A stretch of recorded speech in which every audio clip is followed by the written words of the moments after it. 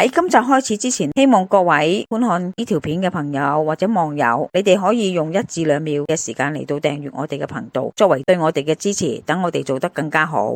我諗各位睇或者畫畫都知道花嘅4君子係乜嘢啦，茴蘭菊竹。原來中藥材都有所謂4君子湯或者4君子水，有啲網民應該都知道咩叫4君子。今日我都係煲個湯水就叫做4君子，但係亦都有少少唔同嘅。4君子係咩呢？就係參、術、苓、草。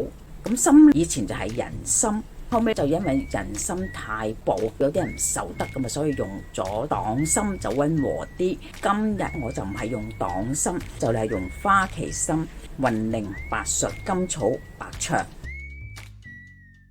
再加多2粒紅棗，呢啲叫做雞心棗啊，同以前阿媽年代啲雞心棗真係爭好遠啊！花旗參本身係偏向少少涼嘅，今次係煲瘦肉，我成日都好中意去街市間豬肉店就會有一個筲箕仔啊，栽晒啲切出嚟嘅細嘅肉啊，豬展都有㗎，你唔好睇少啊！買差唔多12兩啊，都係嗰幾廿蚊，買一嚿細展啊，都起碼要67蚊啊！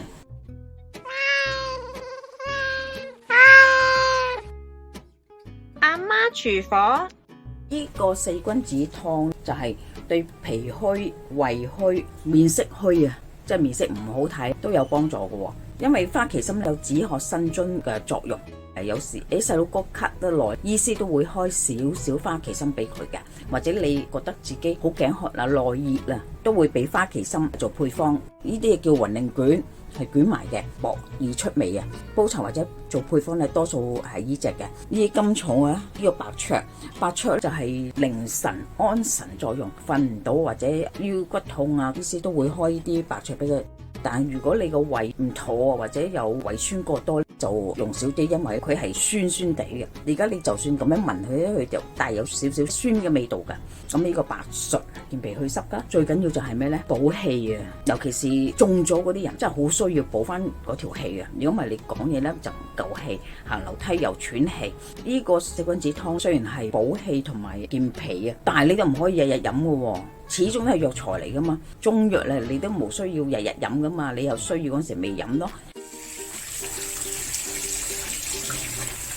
呢啲唔係肥膏嚟噶，唔好切咗佢啊！呢啲係根嚟噶，唔係肥膏啊。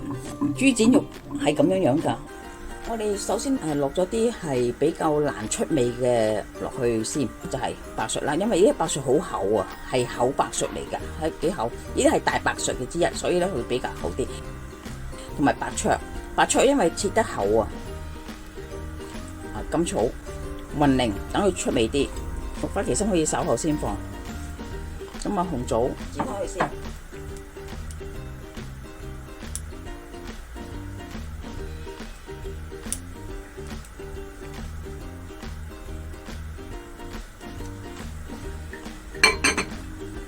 我哋而家過一過水先，等佢呢啲湯咧係清啲。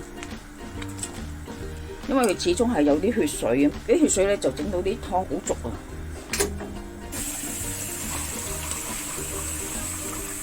嗱，呢啲雲苓咧，你唔好攪佢啊，如果唔係佢會碎晒，卡住喺喉嚨噶，或者我哋飲嗰時咧真係要攪渣，所以你唔好喐佢。但係如果你煲肉嗰時又唔同喎，如果你煲肉嗰時一定要整爛佢喎，先出味嘛。嗱，而家有啲係散開噶啦，我哋而家落豬展肉。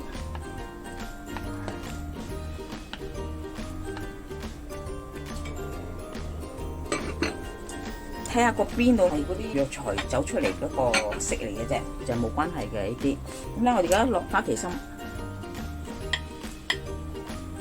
我同我啲仔女係唔飲得花旗參湯或者花旗參水嘅，但係煲咗之後咧，如果加咗少少鹽，就冇咁嘅情況出現啦。大家可以試下嘅，就唔使用咁猛火去煲啦，因為佢份量唔係太多，每人都係基本都係飲1碗到嘅啫。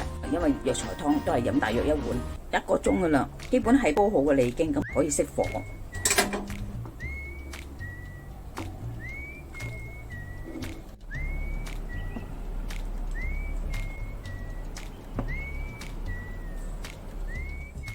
今集已經差唔多啦，多謝各位嘅收睇。